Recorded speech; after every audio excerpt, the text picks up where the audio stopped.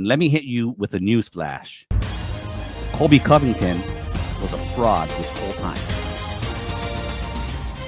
I said it. I said it. Simon, do you want to restart the show or anything? Because come on, coming out of the gate with that one, that's an overreaction. I said it, and I meant it. The guy was a champion, and yes, it was an interim title. I'm never going to disrespect those. The journey to get there was pretty complicated for Colby. I mean, his job was threatened, and that's why he had to go in shtick mode, right? But he did put together like a 7 or 8 fight win streak. I'll grant you, I keep it real here. It was some former champions on the tail end, like a Lawler and a Woodley. So I get that. But I've had these discussions with what's recently happened with Colby Covington and Joaquin Buckley, for example. We're all saying, well, did Joaquin beat the best Colby? Maybe he's in his past. It's just part of the journey. You know, along the way, you are going to catch some people towards the tail end, or maybe you catch them a little early. But the wins are the wins. The win streaks are the win streaks, and the belts are the belts. Fraud is strong. I think that's an overreaction. Well, when I say fraud, let me make this clear. I'm not saying that Colby Covington is a bad fighter or he sucks or he's not a good fighter. I'm just saying we've thought of Colby this entire time, basically for the last, 5 years, like he's one of the top 3 welterweights in the world. And you just hit the nail on the head for me, man. Every single victory that he said, this is results-oriented. This is a results-oriented business, dude. Every single fight that he's had, dating back to about, let's see, how many years here? Let's go all the way back to the interim title fight against Rafael dos Anjos.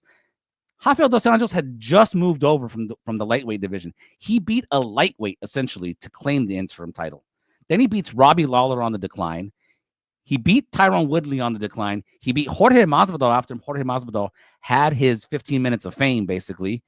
And in between all that, we had the 2 fights to Usman that he lost, and the title fight to Leon Edwards. That's 3 opportunities that this guy had to prove that he was the best in the world, and he couldn't do it. He fell short every single time. So when you combine that with the losses against all those guys who were on their decline, how can you think that he was anything but a fraud?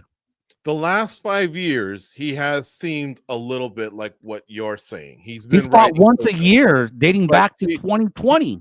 You kind of talked about his career as a whole, and let me say this part.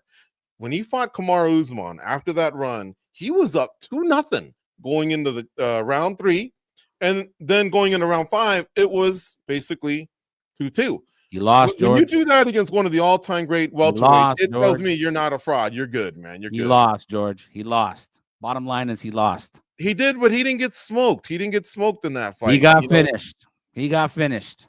Well, but still, he hung with one of the best ever. And finishes are part of the sport, but again, he has a belt.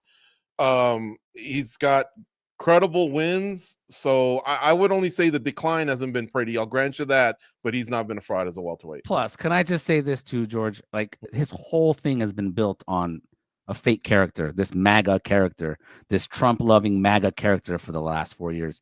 I mean, it started back after his win over Damian Maia, where, the filthy animals thing, we all remember that from 2019, and it only got worse from there. Maybe it was earlier than 2019. When was that? Was it 2019? It was 2017. Holy moly, man. The filthy animals, thing. I don't know, dude. Like, his whole career has been built on a shtick.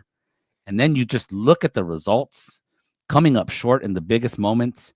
Couldn't get past Joaquin Buckley. He had an opportunity here in this fight. We haven't touched on that. He had an opportunity here to show that he still had something left to make a run. Came up short again. This is just a guy who's come up short repeatedly, and I'm sticking with it, George. He's a fraud. He hasn't aged well, I'll grant you that. But that shtick might have saved his career, because I was on a military visit with him in 2017, and he felt like he wasn't going to get re-signed. And when he went down there in Brazil, caused commotion, stirred the pot, and got the win over a credible opponent. I think it helped save him. Now, has he gone too far since then? Yes, obviously. I think he had something going on with the Brazilians, maybe. And maybe there's another way of being a heel without attacking families and kids and moms. And race. Yeah, I get all that for sure. But along the way, like I say, going back to what we do here, and that's, when we talk about the X's and O's, the actual fighting, I think he's built up enough of a resume to not say that this was a fraud. Can I just say one last thing here? Mm-hmm. Pretty hilarious that this dude walked out with the big Donald Trump chain around his neck.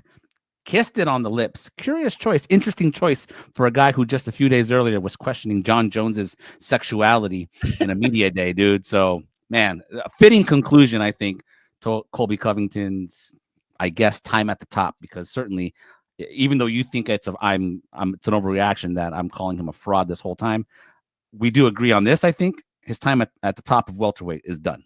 It's done. Yeah, he didn't look good 1 year ago. He didn't look good in this fight.